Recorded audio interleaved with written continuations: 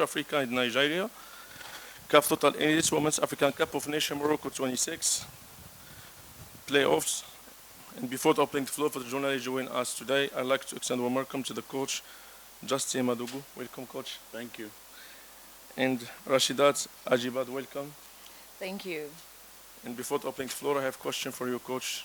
To take about tomorrow match, crucial match for you, coach. How do you feel about it? Yeah.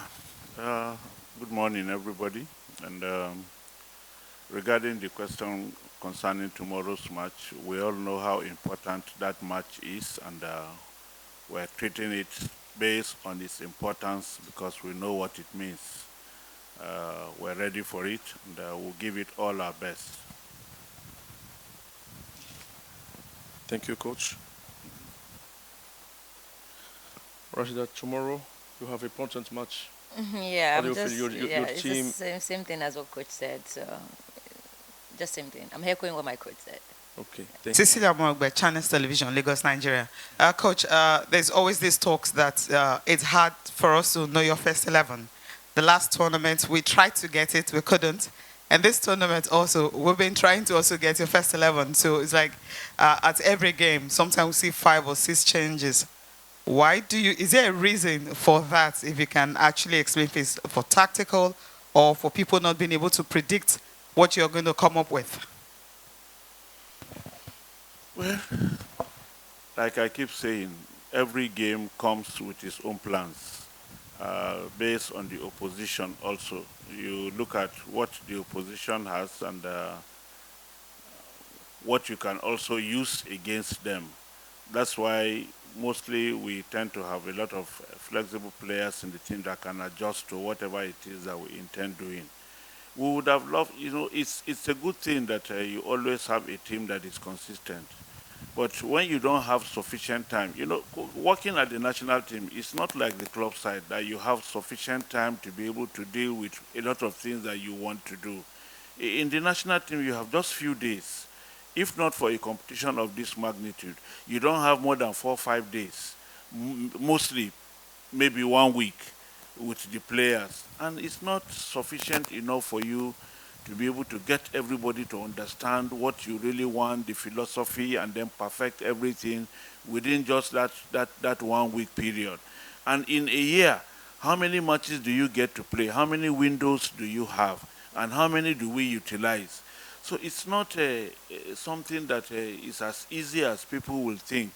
So most times, when you come for a competition of this nature, you equally have to look at the fitness of your players, the understanding of what you really want them to do based on what you also see of the opposition, and then who does it well. So it's not as if we just want to change players or change teams because we just want to change. No. There are reasons, like I said, why we have to make some of these changes, and sometimes it's difficult for you to also predict.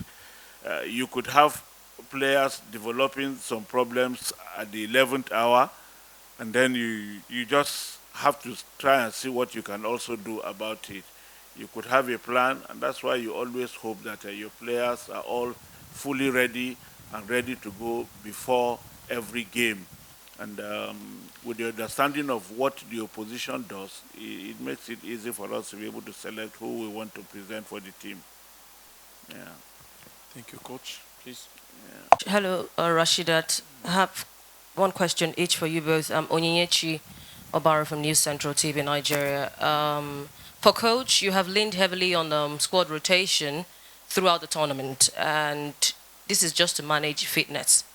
For this must-win encounter against South Africa, will you be prioritizing your absolute best 11, or you would utilize the depth of the squad that you've got right now?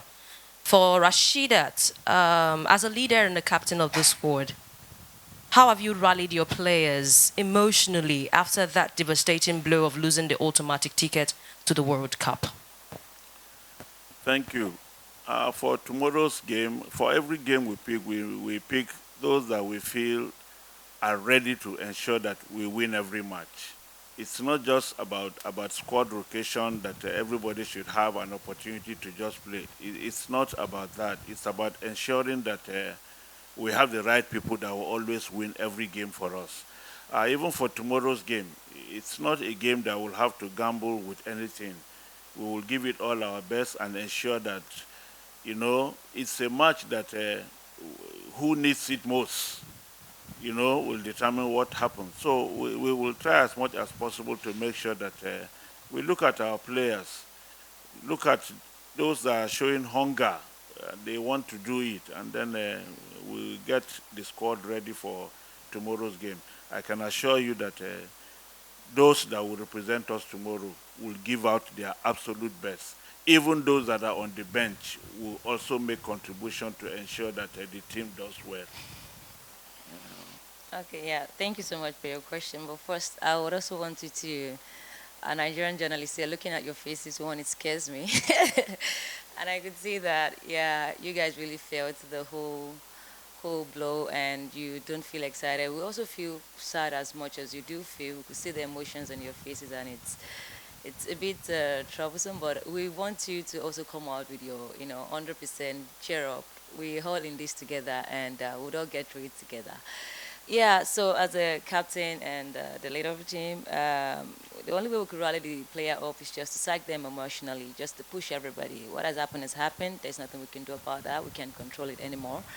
It's all about putting ourselves together, get the loss behind us. Yeah, sometimes champions are defined in the face of adversities. So when that has happened, there's nothing we can do about it. We just have to go back, prepare better. We now see that the reality is it's getting tougher and tougher every time. So we have to be much more intentional in terms of preparation, in terms of investment, in terms of doing the right thing at the right time and just putting things in place so that the players are, 100% put together for every tournament. So it's not going to be a pushover anymore, and we're already seeing the handwriting. So there'll be lots of all of the surprises that will keep coming up in tournaments like this. Yeah, so it's just about pushing everybody, telling them it's okay, it's good, it's fine. We this happens to us, so we can all sit tight and we can be complacent, but as a player or as a nation and as a team. So we've got to have that's already behind us now, and it's all about putting ourselves together for this next game and giving all. Because of course the players want to be in the World Cup. I'm pretty sure a lot of you also want to be in the World Cup as well. And being in the World Cup, we want to see Nigeria there because it's very important for us. So we'll do our best. Thank you. Thank you. Please. Hello, Rashidat. Since you're talking about the World Cup, yes, this has happened to you here at the WAFCON, but when you look back 3 years ago, that game against Australia and the way that you played against, the home team, what sort of positives can you get from that kind of performance to remind your team that actually you are the best of the best ahead of tomorrow's game?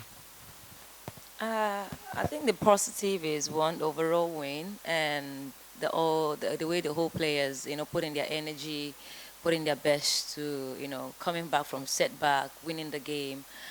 I think the positive is just that we won the game and we could compete against the best. We've seen that also happening against Spain in Olympics where it was even tough to get we almost went with a draw. So yeah, we know that we're a very good team and we have the capacity to compete among the best and we can also be part of one of the best. So we just have to pull ourselves together. So I think the positive is just we won where we went there, but that's in the past now, to be honest.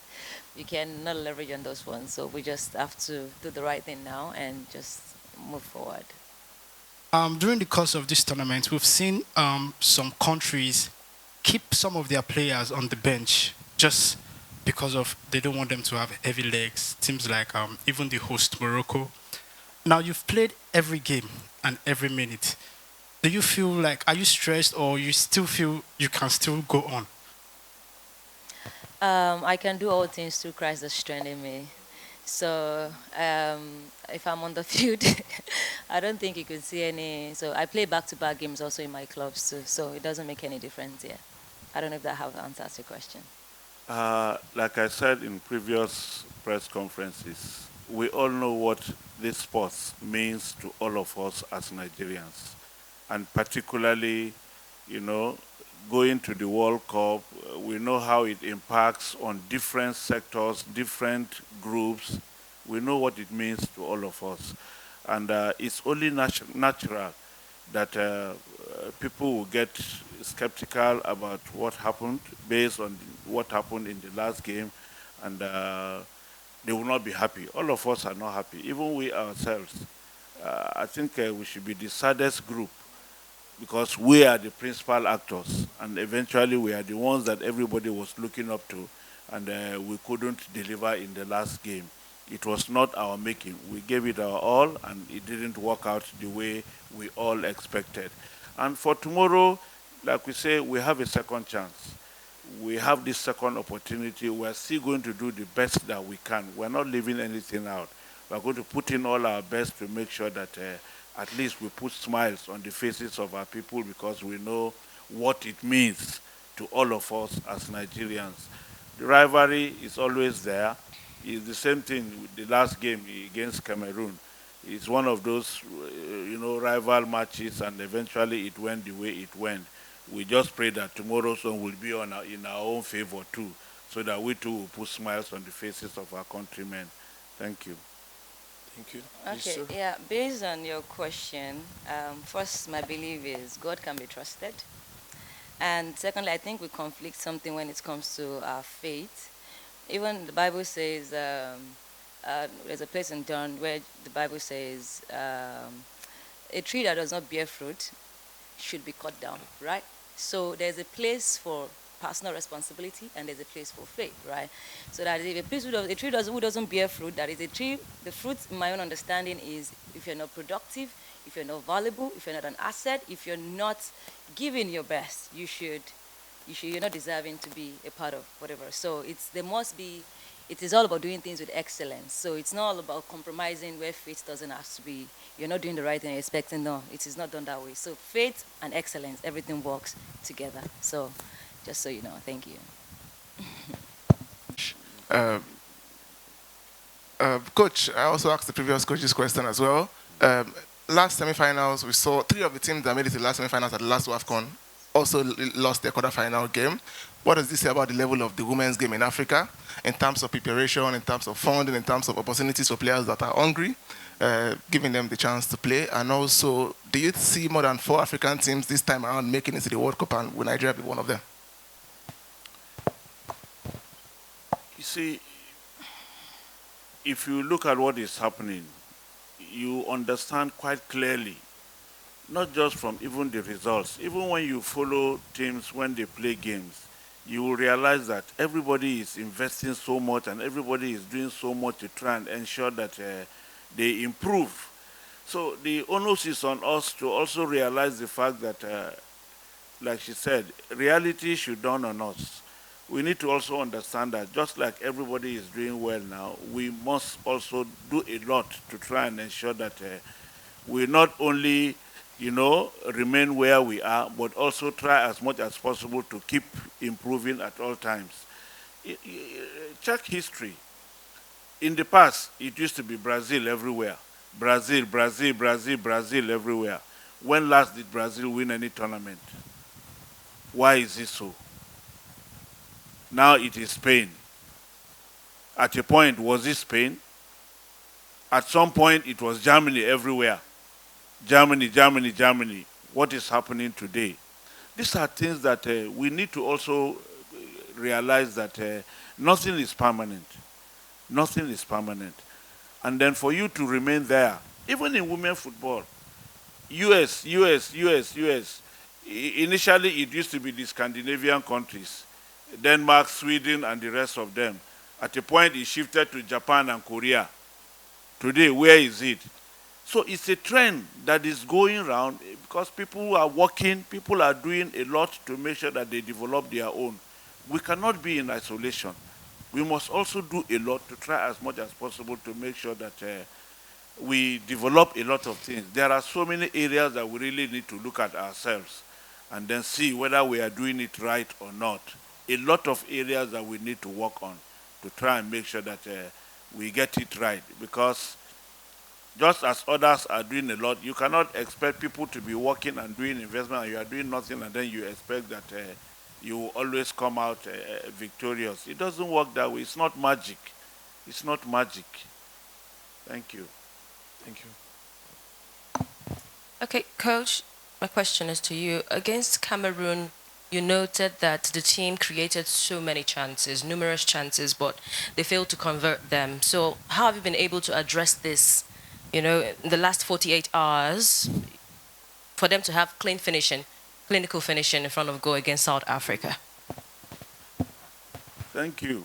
Uh, everything takes time. We just hope and pray that when we have such opportunities, we'll be able to convert them.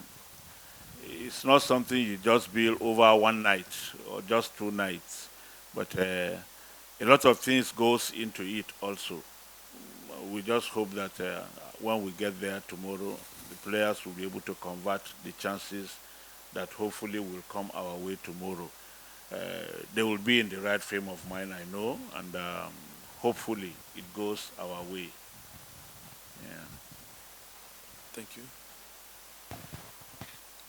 So, Coach, you have to answer in pidgin, both Coach and Rashidat. So the question is, what's waiting be the biggest lesson this particular WAFCON don't teach Una? For both. For me, like I talked before, uh, now a big eye opener for everybody. Make we know say nothing they permanent, and uh, God like everybody. God not be partial person. Where we go say now only we where him like say so because now we be Nigeria now him man and Nigerian so every time na Nigeria. He like other people because now he create them too. So if today he say no, not be your own, make I give another of my children. At least we know say he no abandon us. He don't give us before. And not be say because he give another person today, he no go give us tomorrow. So we go still dey pray, dey hope say it go better for us. Make we go back, just go continue. Because if we begin the verse now, we annoy God now, say, okay, because I no give una now, and I say, okay, make una go carry am again now. So anything fit happen. I still believe, say, na lesson, make we learn. Say, yes, time don't reach, make we self wake up. Maybe because we don't feel, say, we don't carry am every time. We take things for granted. You don't show us, say, everybody now don't wake up. So we self, make we wake up so that at least it go better for us. Make una look back now. Before, if we dey prepare for competition, how would they do am? How would they do am? How would they be? How many months would they stay for camp?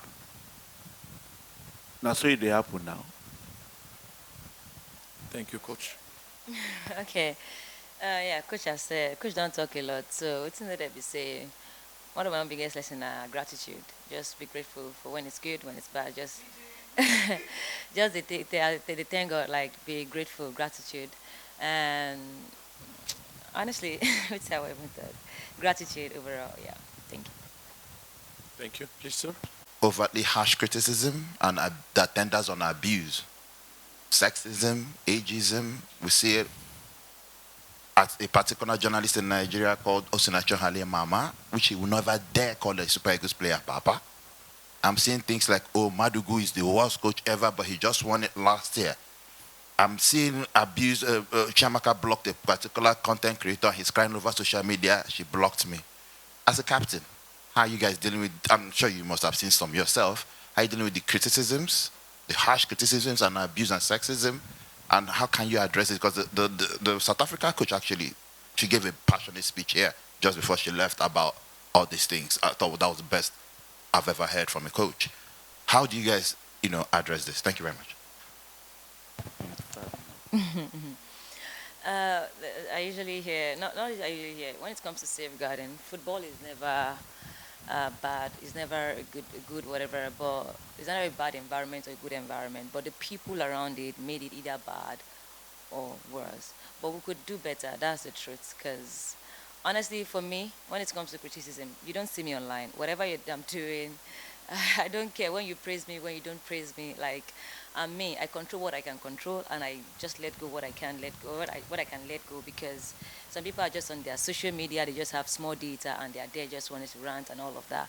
So it's not in my opinion to either say what people have to do with their data or have to do with their key parts and all of that. But for what I just have to do is protect my mental health. My mental health, my sanity, which is all about me and how I can be the best version of me for myself, for my nation, and for because the players on that pitch there, they are doing their best. You don't even know what players are going through to come to represent the national team. A lot of people don't know what the players are going through internally. So players putting everything out there on that pitch and somebody's just somewhere saying whatever they want to say, I don't think it's fair on that player. It's not even fair at all. That's the truth. But we can do better. We can do better as a person, as a nation, and because you have, social media or whatever, internet, doesn't mean that you should keep bashing people. Treat people well. Let us be better humans. And honestly, that's what I'm going to say. But for us as a team, we've seen all of those things. All we can do, we can protect ourselves. We know that all we're trying to do is to make the nation proud. We're not going to that pitch to mess anybody up, to mess ourselves up. We want to make ourselves proud because when you see the jersey, we're wearing a family name. Our name is at stake, the nation is at stake, the coach and everything, all the effort everybody has put into what we're building today is at stake. So nobody's going there to just, go to that pitch to play. We also want to win as much as you want to win. As I said, I came in here seeing your emotions and your faces, like I felt it. And for us also, this is how we felt, like we felt everybody's pain. We all saw the support we got last year, and the same thing we want to keep doing, that we want to keep making, because we know that the sport, it's one way, like an healing therapy for us in our country. When we win, it's bring healing. If it's just one moment where we're united, it is what it is. So we know that we carry hopes and aspirations, dreams of people, over 200 million people back home, and we carry with a sense of purpose and with everything that we could, like we have. So if it didn't work, doesn't mean that people should start bashing and all of that, but they can do better, and we can all, be much nicer to each other, and I'm very sure if we can, put all of these things into being nice to ourselves, being nice to people around us, the world will be a much more better place. Thank you. Criticism is something that we must learn to live with. We must learn to live with because we cannot do anything about it. We can only appeal to people's conscience. Everybody that criticizes has his own purpose, has his own reasons for doing the criticism.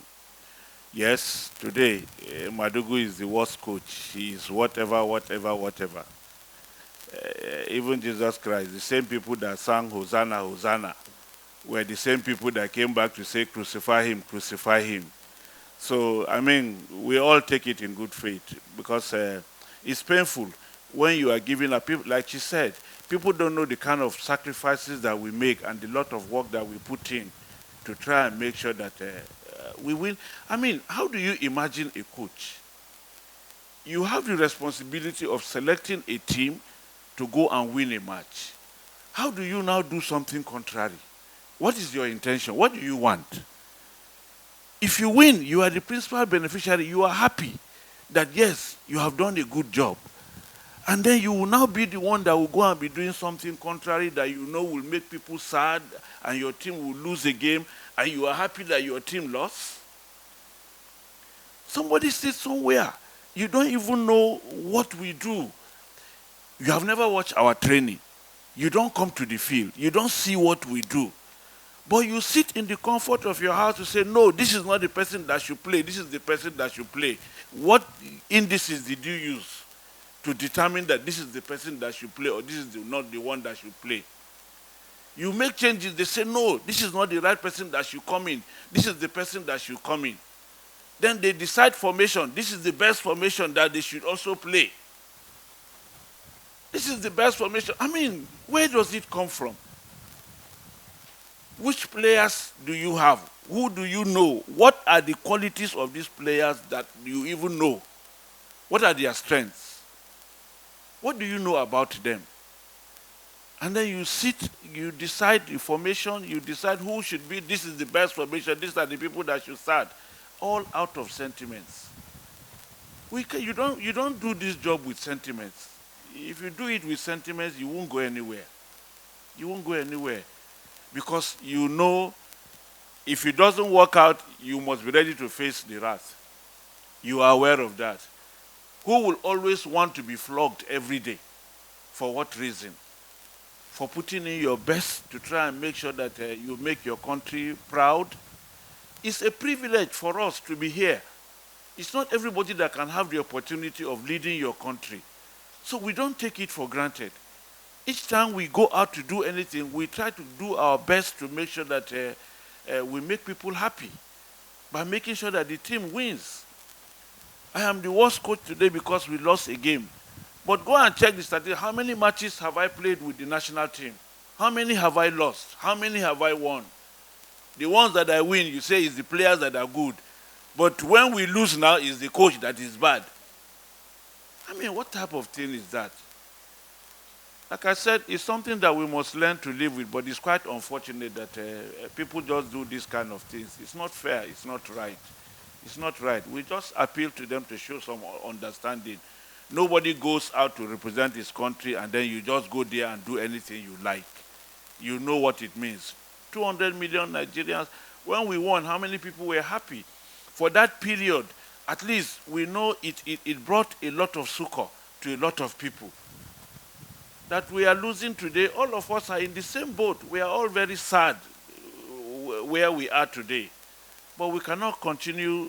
I mean, we need to get sure that we get out of this and then move forward. No one country. Is there any coach in this world that has never lost a match? No matter how good the coach is.